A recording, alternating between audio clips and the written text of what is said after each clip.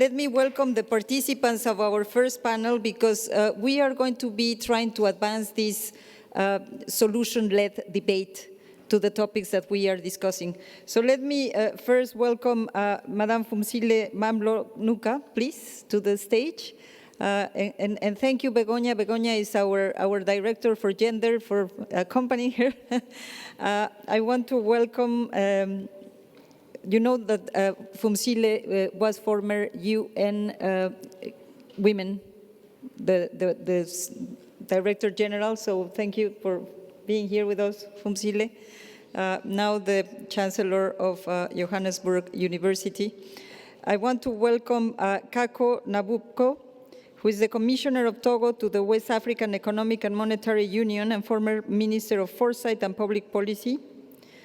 I welcome Mathias Vicherat, notre bon ami, le président de SciencesPo, et avec beaucoup d'initiatives là et avant pour adresser la question des inégalités. Et I welcome Dennis Snauer, the president of the Global Solutions Initiative, but also the Oxford Chair for Inequality Issues too. And I welcome Fabrizio Barca, coordinator of the Forum of Inequalities and Diversity, former Minister of Territorial Cohesion of Italy. I want to welcome the ambassadors that are here, the delegates that are here. Thank you for joining us.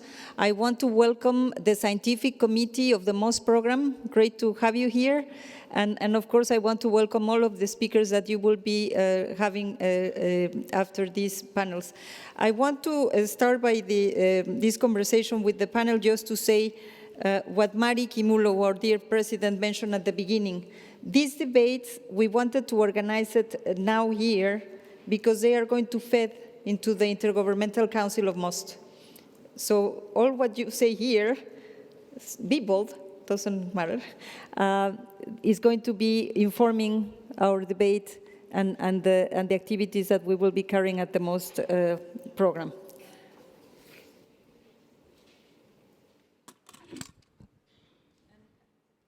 And let me start with you, Phumzile, because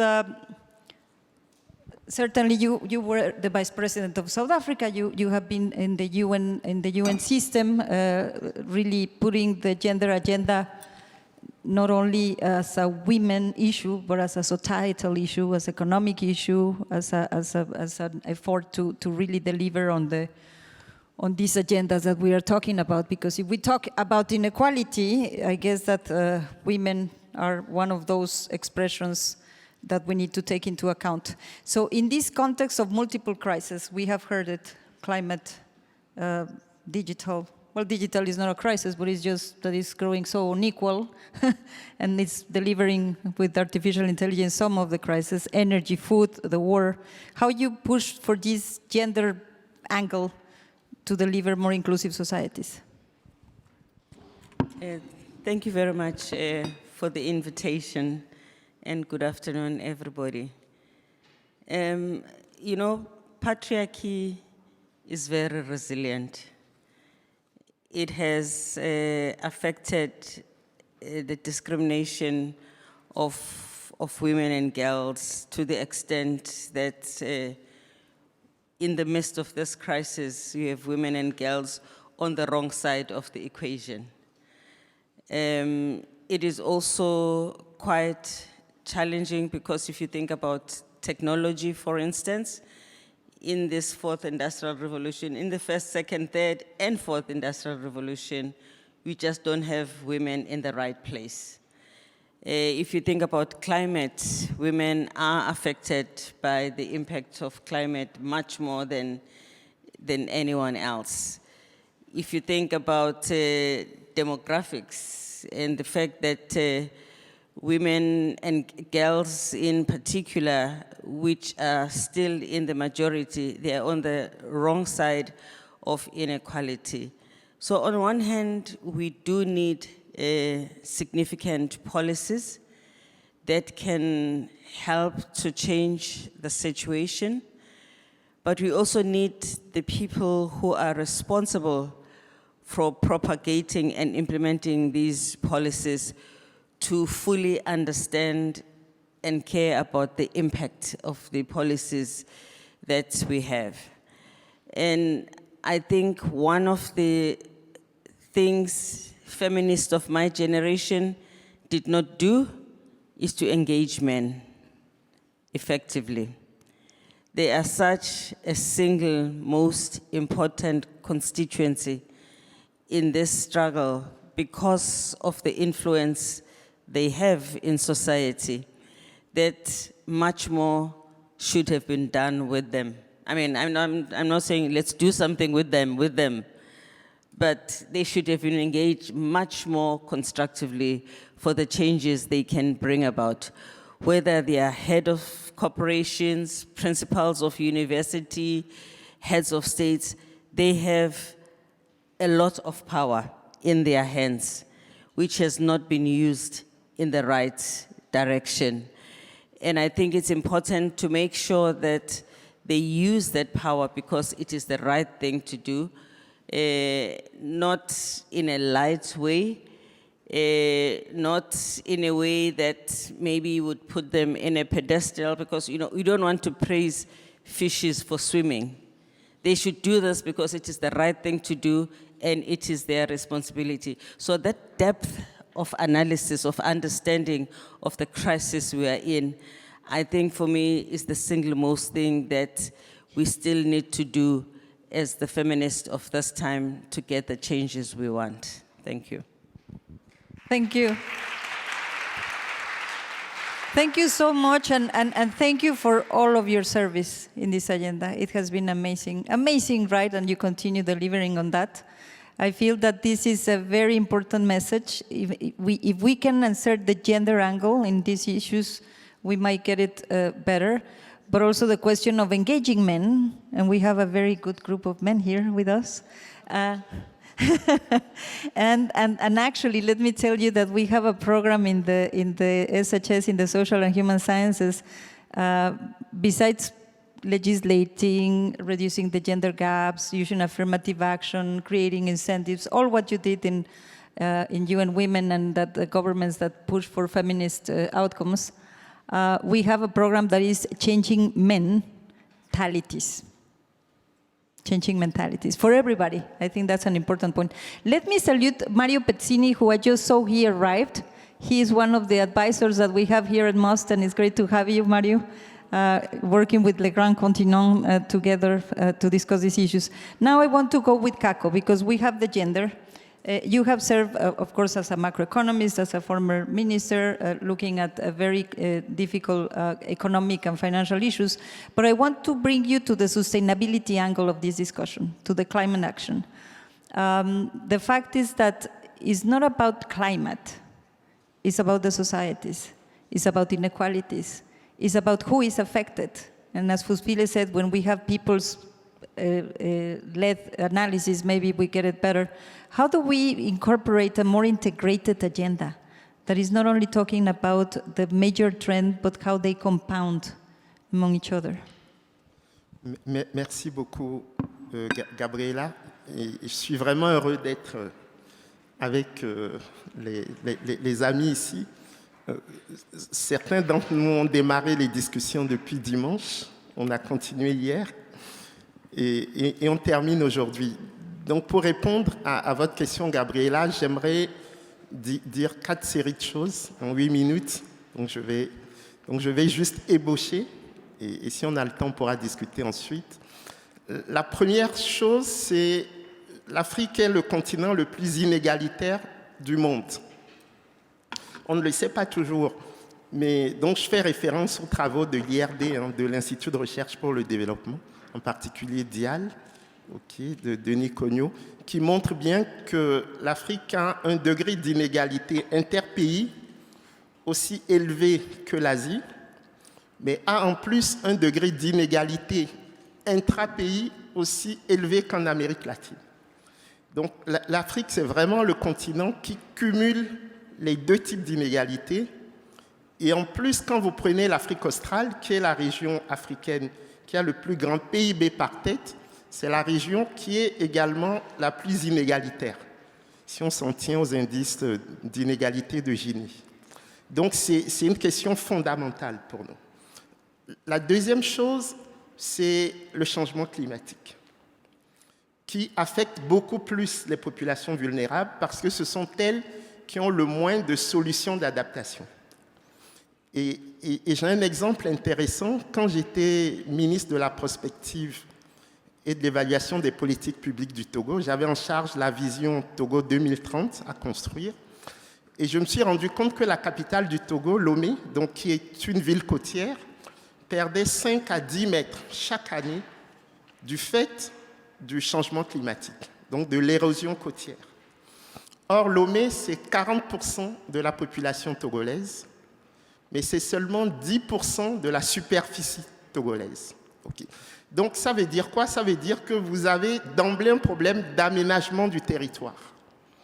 Parce que tel que les populations s'organisent, c'est-à-dire du fait de l'exode rural, elles viennent vers la capitale, ce n'est pas viable par rapport au changement climatique. Okay. Mais dans le même temps, nos populations sont prises en étau. Pourquoi? Parce que quand vous prenez la bande sahélienne, là, vous avez le réchauffement climatique qui fait que les populations sahéliennes ont tendance à descendre vers les forêts humides et les mangroves. Et donc, vous vous retrouvez avec des populations qui sont prises en étau. D'un côté, qui fuient l'érosion côtière, et de l'autre, qui fuient, au fond, le réchauffement climatique. Et donc là, vous avez une difficulté qui peut devenir explosive quand vous savez que la population africaine double tous les 25 ans. Okay. Donc là, on a un problème qui est un problème d'urgence climatique, mais aussi une urgence en termes de capacité à survivre des populations, à produire et à organiser le vivre ensemble. Troisième série de choses, pourquoi les réponses que la communauté internationale nous propose ne sont pas adaptées? En particulier l'ajustement structurel et ses avatars. C'est parce que le modèle néolibéral qui nous est proposé, c'est un modèle qui est en faillite. Je ne vais pas discuter de l'irréalisme de ces hypothèses, ce n'est pas le lieu, mais au moins de deux de ces fortes recommandations, c'est-à-dire la flexibilité des prix et la mobilité des facteurs.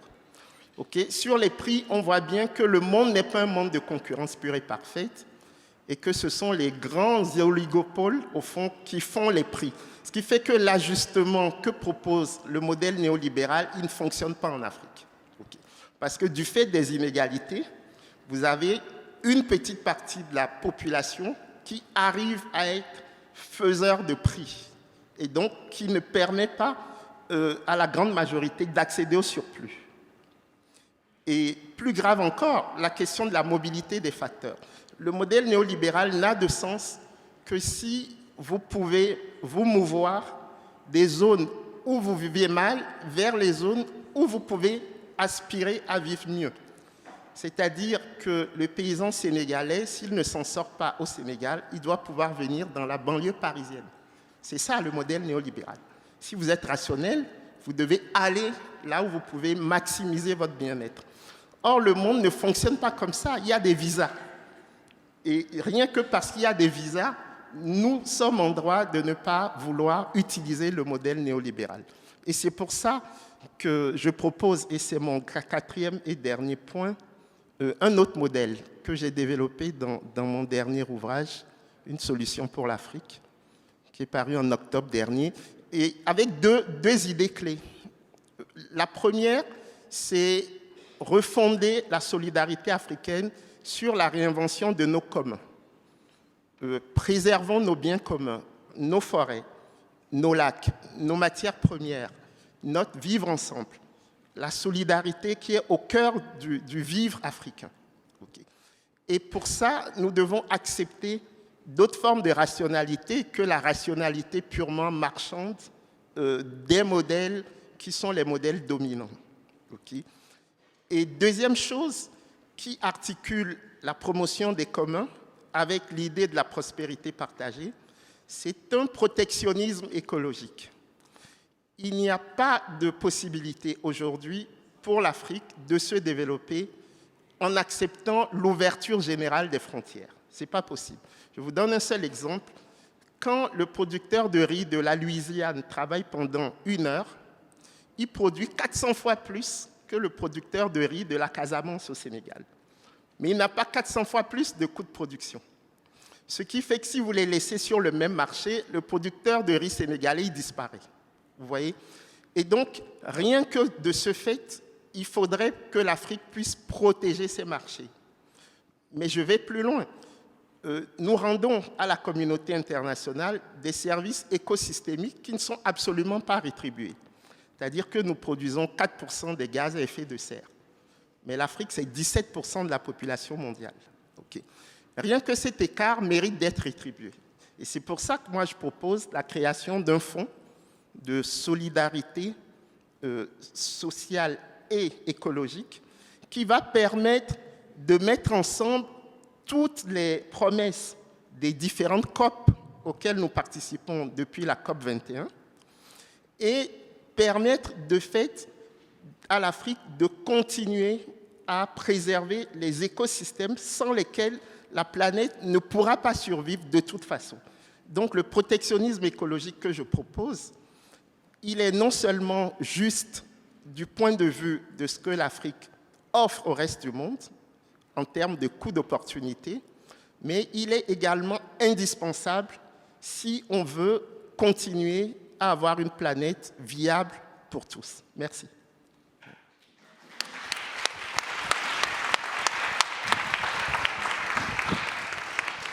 Tu as vraiment développé des idées très concrètes pour le changement structurel, pas seulement de les économies, mais aussi de les analyses qui nourrissent la décision.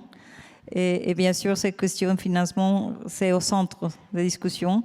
Mais ça, c'est une belle manière de tourner vers Mathias, parce que Mathias, comme président de SciencesPo, bien sûr, Mathias, tu étais dans la lutte contre les inégalités dans plusieurs fois à la ville de Paris. Nous avons lancé le Business for Inclusive Growth quand tu étais à Danone et maintenant SciencesPo.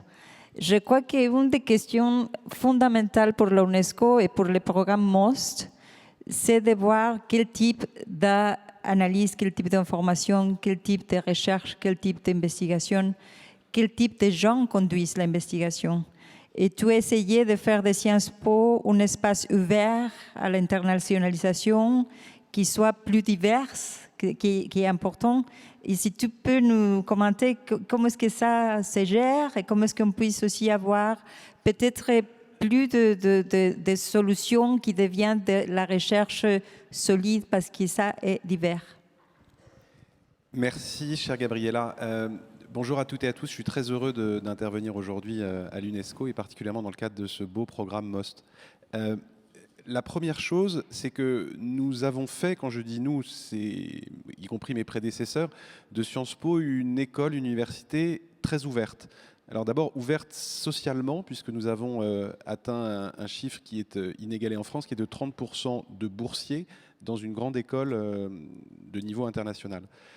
La deuxième chose, c'est que nous avons en fait ouvert internationalement cette école pour faire en sorte qu'il y a aujourd'hui 50% d'étudiants internationaux, ce qui est aussi assez rare, y compris à l'échelle européenne, et avec 150 nationalités. On n'a pas voulu dépendre plus particulièrement d'un pays, ce qui peut entraîner des difficultés diplomatiques ou financières. Et donc on ne dépend pas d'un pays principal, nous avons 150 nationalités.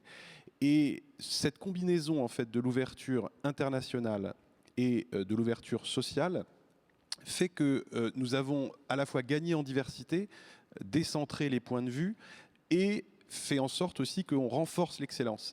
À bien des égards, dans le débat notamment politique français, beaucoup pensent que c'est dans l'entre-soi que l'excellence va émerger, avec les mêmes classes sociales, les mêmes nationalités.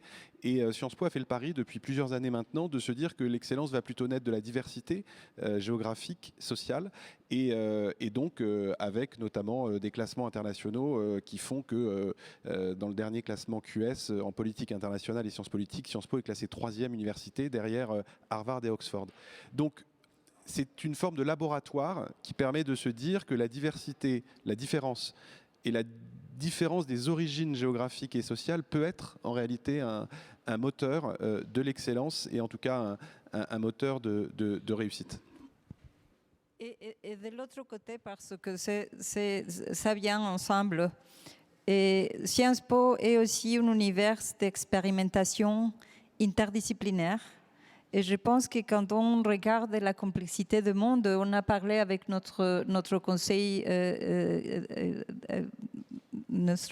analytique, il faut avoir cette interdisciplinarité, mais les universités sont construites en départements, d'expertise très très précis, on regarde du sujet qui vient de quel type de discipline on étude.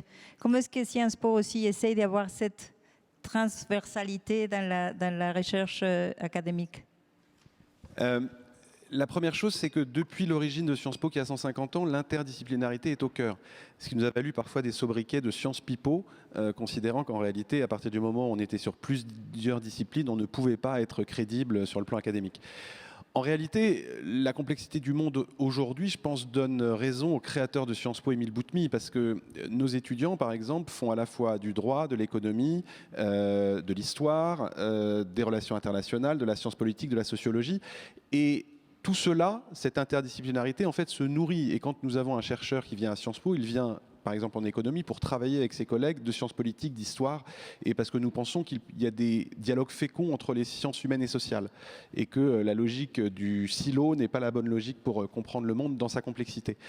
Et j'en veux pour preuve notamment deux sujets que vous connaissez parfaitement ici et qui nous paraissent absolument essentiels. Le premier, évidemment, c'est la question de transformation environnementale, où il est absolument nécessaire de conjuguer les disciplines et même d'aller plus loin, c'est-à-dire de conjuguer les disciplines de sciences humaines et sociales et de sciences exactes. Et c'est pour ça que nous travaillons avec l'Institut physique du globe, avec toute une série de scientifiques dits de sciences dures, pour faire en sorte que la compréhension du phénomène puisse être complète. Et puis, ce n'est pas simplement la compréhension. Cette interdisciplinarité permet aussi une logique d'action, puisque nous évaluons les politiques publiques et nous participons aussi à des actions de politique publique. Le deuxième domaine, très rapidement, c'est évidemment la révolution digitale et numérique, avec l'intelligence artificielle notamment, et nous avons toute une série de programmes avec un centre de recherche dédié, le Media Lab, pour faire en sorte que l'interdisciplinarité aide à la compréhension de ces phénomènes.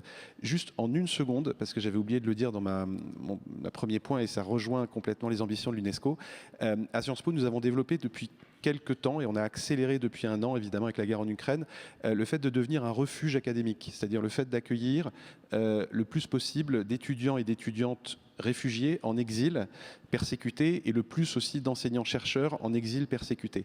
Et on a monté un programme en quelques semaines, on a levé presque 2 millions d'euros pour accueillir dans un premier temps 70 réfugiés ukrainiennes qui sont en scolarité, à qui on paye des bourses de vie et qu'on aide à se loger. Et on a mis en place aussi un certificat d'accueil de réfugiés en 2 ans qui est diplômant et qui permet d'avoir cette ambition. Et donc dans les 2 ans, on va ouvrir une maison de la liberté académique. On aimerait d'ailleurs pouvoir le faire avec l'UNESCO, on en reparlera, et pour accueillir 3-4 fois plus de réfugiés et avoir cette ambition, parce que ça rejoint d'une certaine manière la notion de refuge que les universités avaient au Moyen-Âge, qui étaient des refuges pour celles et ceux qui étaient en exil ou persécutés dans leur pays. Mais félicitations, ça c'est génial. Et oui, on parlera. Très bien dit, oui. Ça mérite. Ça mérite. Et aussi parce que je vais vous partager que j'ai lu que Mathias il fait aussi l'impulsion des arts pour adresser les questions sociales. Je ne pense pas qu'on n'a pas le temps pour le dire, mais j'ai lu tes entretiens, c'était génial. Parce que pour nous, les arts sont partis. Avec nous, on a Steve Harman, je ne sais pas s'il est là, de Bridges, qui veut utiliser la poésie pour avoir un changement sur la question climatique. C'est génial. And for having this change, Dennis, this change, let's go back to the question of priorities, frameworks, what we measure, what we treasure. You and I have also been discussing this question of having an only metric that measures progress, that is GDP. Secretary General Guterres have said we need to move beyond GDP because it captures just one area in which we can make progress, but we can always have negative impacts on the social and environmental. And you have worked in the Global Solutions Summit, but also in the Kiel Institute and in Oxford, in trying to build a metric that is much more accurate in terms of what progress really means. And I think this is important because we have been talking about the impact on people. We have been talking about the importance of having the good research, diverse research, research that is also committed with these causes. What about what we measure and how do we frame success? Thank you very much, Gabriela, for this question, because you are responsible for my efforts in this regard, because I remember very distinctly when you gave a gripping lecture at the Global Solutions Summit, where you said we must measure what we treasure and not treasure what we measure. And this did not leave me any peace, and continues not to leave me any peace to the present day. I think what we treasure is living a life in accordance with our moral values. And most of the collective action problems we face nowadays, be it climate change, biodiversity loss, financial instability, migration, what have you, are moral failures. Because moral principles are here primarily in order to enable people to cooperate beyond self-interest and to suppress destructive competition. And when we, through our actions, destroy the natural world, that's wrong by those criteria, and we fail to live up to what we know across cultures and nations is the right way forward. When we act in ways that destabilize societies, that's also a moral failure because it prevents us from acting collectively to address the collective action problems that we face. And therefore, treasuring is a moral issue, and that is what we need to capture here. Many of the problems that arise, and especially resilience and inequality in your report, are problems of moral failures of the market economy. And they arise not because, in my opinion, of an inherent deficiency in capitalism, but because capitalism is an instrument that is meant to mobilize resources, and it's mobilized in the wrong direction because we're measuring the wrong things. And if we measured the right things and made that part of the incentive system that drives capitalism, then we would be in a completely different place. And so I think what we understand under well-being is really important, because that is going to be the driver of where we want the capitalist system to go. And we have, I believe, 4 important concepts of well-being. One is hedonic happiness. How happy do you feel right now on a scale of 1 to 10? And that depends on your mood and context and so on. Second is life satisfaction. How satisfied are you with your life? The third is eudaimonic happiness, which is, do you feel meaning and purpose? Do you have mastery and personal growth? Do you have some self-esteem? Are your greatest strengths put to use to greatest effect, and so on? And the fourth, which is the direction that you drove me in, Gabriela, is a deep-seated sense of happiness of living in accordance with your values. And so if one looks at what fundamental values are recognized across cultures, across nations, and through time, then I think that there are 4 fundamental things that we can all agree on. And one is solidarity. It is good for us to be embedded in our communities and to deal jointly with problems that need to be dealt with jointly because they are collective action problems. The second is agency. Can I, through my own efforts, shape my life in accordance with what I see as valuable? That is also something that everybody appreciates. Third is material gain, goods and services, stuff, sanitation, health, material things. And the fourth is environmental sustainability.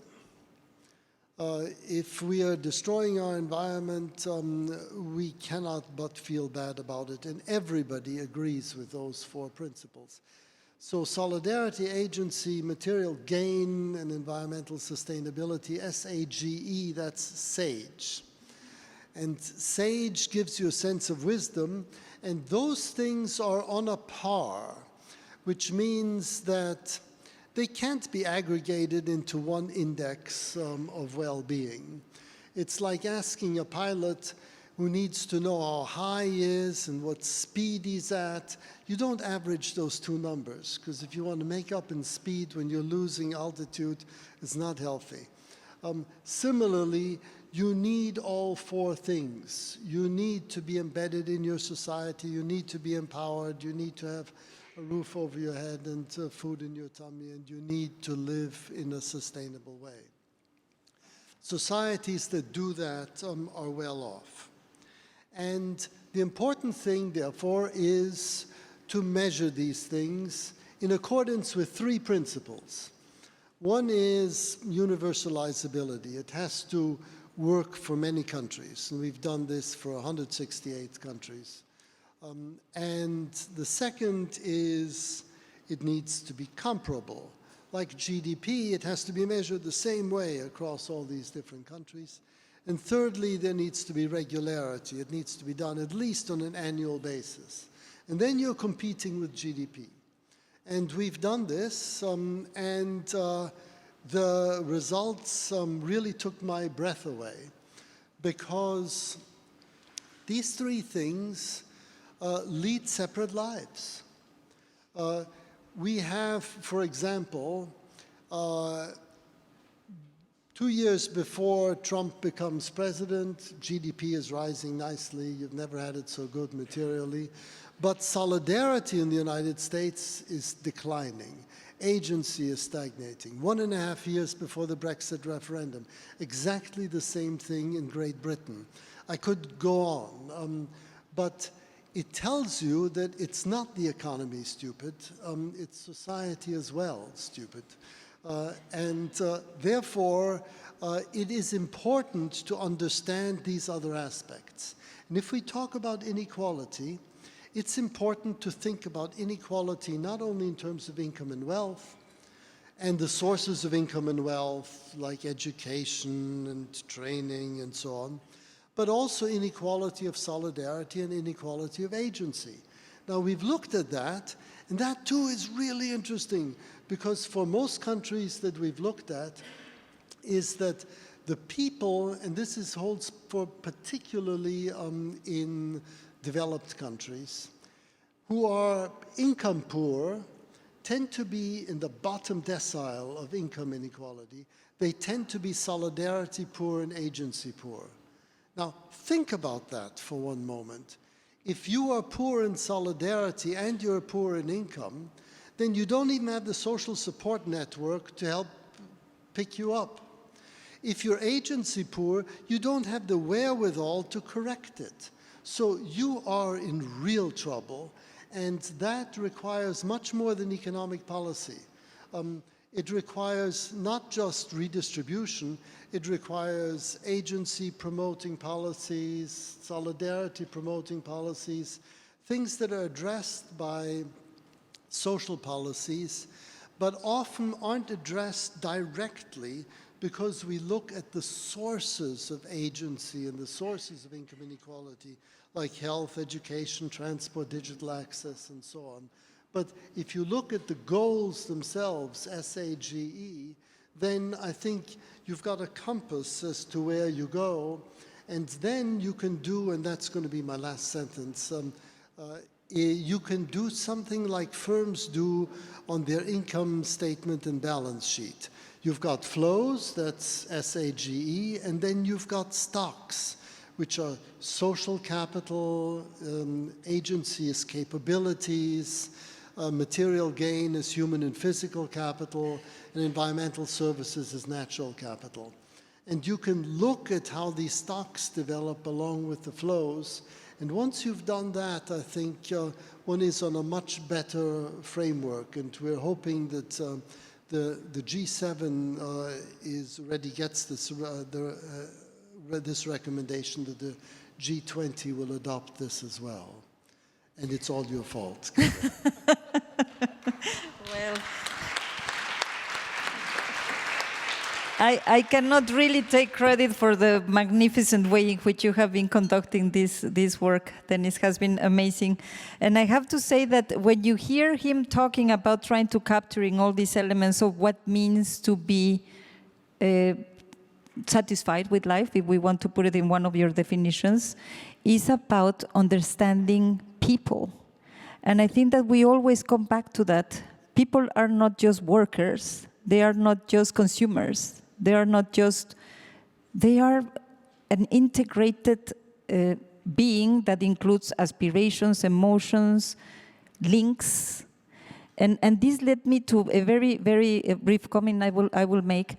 We launched in the MOS program a seminar thanks to the French presidency of the MOS program, saying what social and human sciences have to say about COVID.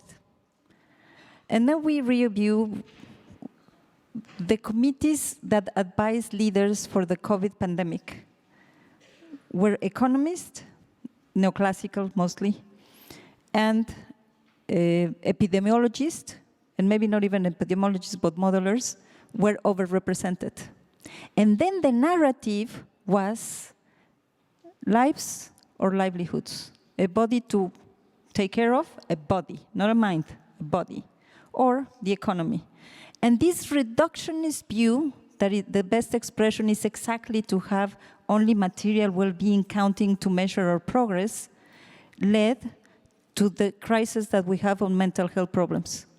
Because we are human beings that want to be connected, that want to be talking to others, that want to have this solidarity, and so it's fantastic what you're doing, because it's bringing us to the probably more philosophical debates, but maybe we need to go back to that and to bring all the social scientists. If we had had the philosophers, the historians, the psychologists in those committees, maybe this interdisciplinarity that we are all pushing for would have provided better answers. So keep on doing that fantastic job, Dennis.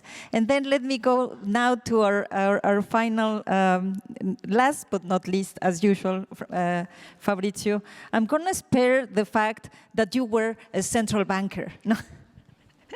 Great times for the Central Bank of Italy, but you were also minister minister for territorial cohesion, and you have really put very great paradigms in terms of how to consider localities, communities, people, again, people, communities. And now you are with the Forum of Inequality and Diversity, looking at how do we address these issues in terms of the inequalities that are exacerbating economic and social pressures. But you also have this question of knowledge. And I think this is important, because what we're talking here is not only the metrics, is not only the narratives, is not only the science that inform policy, but the knowledge. Who owns the knowledge, and how it is used to deliver such outcomes as we see them? Fabrizio. Thank you very much for this question that allows me to tackle something that is arising in our soul during this hour and a half. We seem to be converging in what should be done, but why isn't it be done? Why are you so far away from it? And I think we're so far away from it because the current answer, which in terms of knowledge is concentration of knowledge and decision-making, this is the main trait of this current state of affairs. It does solve a problem, an objective problem. And if we are aware of it, then we can offer what we are saying as an alternative way to solve an objective problem. There is an objective problem to which concentration of knowledge and decision-making is an answer. And that is the enormous increase in complexity and uncertainty of the current world. And that has been rising fast, and it has been upsetting, this is our theory, the devices with which we traditionally, in democracies, in capitalism, have been dealing with how to make a decision, okay? We have been dealing with this problem in three possible ways. One is the classical one, contracts, norms. We prescribe what we should all do when circumstances arise. We write it in laws, and we make commitments to each other. That's the old-fashioned. But much of it is incomplete. We cannot predict what happens. So that contracting norms, legal frameworks are not enough. So we need two more devices. We always use two more devices. One is concentrating the residual power and control on some people in government or in an enterprise, a capitalist enterprise, saying to them, when circumstances arise, we allow you to take a decision. And the other one, we talked about a lot now, is trust, fiduciary duties. Is, say, entrusting a community to come up with a decision through a very tough debate when circumstances arise, okay? In both cases, it's when circumstances arise, okay? These are the three tools. We always use them, and in democracies and capitalisms with an S, which are very different, they are made of a different balance of these three devices, okay? But then something happened, an enormous change. Acceleration of technological change, continuously upsetting what we know we will be able to sell tomorrow, continuously doing it. This incredible amount of uncertainty, this one of the most beautiful things of the last 40 years, which is the coming back of Asia, of Indonesia, of India, and most of all of China, which has completely upset for the West all the dimension of what we'll be able to do tomorrow, completely changed. And then big data becoming available, becoming an input. Oh God, I need to take into account those data to make a decision. And also decision makers being continuously double-guessed, because somebody will come up by saying, hey, but you haven't looked at that and that and that. So uncertainty in decision. And finally, most important of all, one of the best results in our Western part of the world, which is mass education after the war. So the amounts of millions and millions of people who do have the knowledge to voice, the patients, the kids, the teachers, the families that now do have the chance to say, hey, wait a minute, I got this aspiration and I got some idea about how to deliver the service. This is making life much more complex and decision-making extremely complex for entrepreneurs and for governments. And so here we are. When you have a vacuum, contracts are less and less and less capable to address this problem. You write a contract, you write a norm, after a month is over. Okay, because you have not taken into account. So that means that the other two devices for solving, concentrating power and or trust and fiduciary duties are on the game. We could have both ways. And here is where the social choices, how do you call it, the men and women made at the beginning of your presentation today. That's where we mattered. That's where we made a choice. And we made a choice. And remember those technicians, fantastic informatics at the beginning of the game of internet, thinking we would go the second way, that the big data and digital economy and algorithm would allow us to take decisions for our own. They were almost anarchist people. And then we went exactly the opposite way, because we used the digital transformation to concentrate. Why? Very simple, three answers. The strength of mega corporate interest. They obtained in 1994 a U-turn in the TRIPS agreement by pushing down the principle of open science and pushing up the principle of protecting patents, even in turning them into a right, intellectual property right.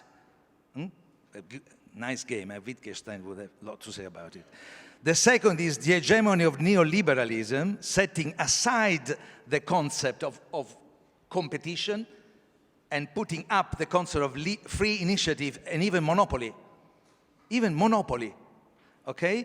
And setting aside in the social arena the role of space where people can voice their views. And third and last, not irrelevant, I think, the unpreparedness of the social democratic, in Tony Judd definition of the elites, that they were so confined in the realm of redistribution and not aware and caring about pre-distribution, about the process of formation of wealth. So they were taken by surprise.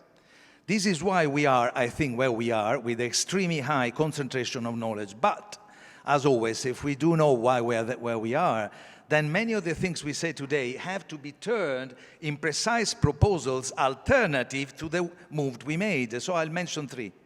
One, obvious, we need to change the TRIPS agreement of 1994. We need at international level to fight and work hard to change 5 words. So open science is recognized internationally as above. We care about patents. It does make sense in capitalism, okay? But it's a matter of what's first, okay? Common good is the most universal possible common good knowledge. Second, the creation of public infrastructure. We are thinking about Europe in particular, of public infrastructure that not only do research on viruses and vaccines and very rare diseases, but develop them. You don't leave the last mile to big pharma. You don't do that. Otherwise, you're going to pay the vaccines, as we are doing now in Europe and US, 10 times as much as they cost. That's undoable. And part of the world doesn't even get it. And we, Europe, refused the proposal of South Africa and India, which is a disgrace when it came, okay? And last, well, then your point, we can implement altruism of data. We can make sure by working and redesigning the principle of framework, as European Union is telling us in interesting directives, we can make sure, and as you write in your report, that communities can actually make use of the data that they don't produce, they don't give it free to others, that they will then use it to charge. And finally, last, the point that fits with what we heard before, we can indeed design and implement policies, all policies, welfare, environmental, industrial, with a space-aware way. What does it mean? It means that we make the impact on places the object of a public debate. I've been policymaker. Every policymaker has a very clear cut in mind a community. Generally, it's its own community, right? Pretty rich or middle class. You don't, and you think about it when you design the law, okay? So by making the space awareness means that whenever you write a law or you think, what would be the impact in rural areas? What would be the impact of the people, the migrant people, the peripheries, as opposed to the women, white of the peripheries? I mean, you do think in this way. This can be done, is being experimented all over the world, and could produce an alternative to the concentration of knowledge and producing knowledge at the disposal of public decisions making by communities. Thank you. Thank you so much. This has really been a tour de force with all these amazing propositions. We actually would love to have almost one chapter of each of the propositions so that most can run away with it. We were supposed to open the floor to questions. I'm very sorry, but we are run out of time.